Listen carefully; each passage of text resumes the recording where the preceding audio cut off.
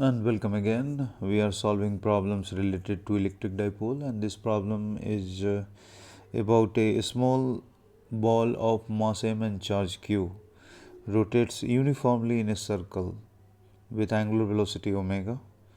It's a uniform circular motion with angular velocity omega in a dipole field with dipole moment p. How is the plane of the ball's orbit oriented relative to p? And determine the radius of the circle r in which the mass is moving in a uniform circular motion.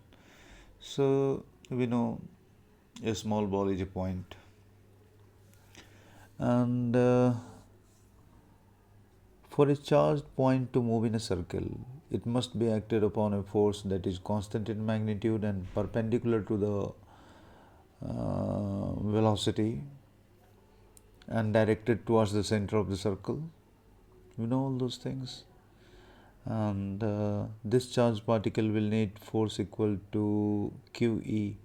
So it can only move, as you have already seen in the previous problem, that in case of we have a dipole moment like this. This is the dipole moment like this. Then there are cones around this, and this angle theta, the half angle theta, is cos inverse 1 by root 3, and in which the electric field is perpendicular to the dipole moment. So the answer to the first question is theta equals cos inverse 1 by root 3. And next we should have negative charges here because field is directed in the circle and towards the center of the circle, and circles will be like this. You can see here like this. It can be in any of the circles. It can move. It can perform uniform circular motion in any of the circles, and you can write here as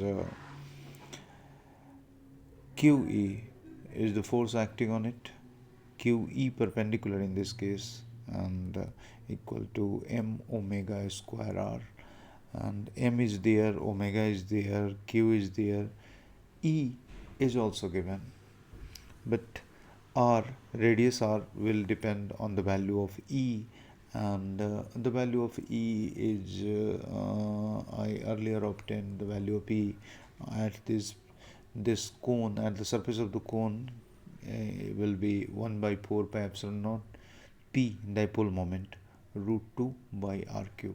So r is a function of r, but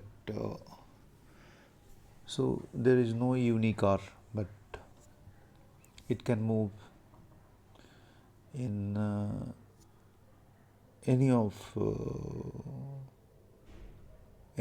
the radii. That means it can perform any of the radii depending on the height along the z axis. And thank you very much for watching. This was a simple problem.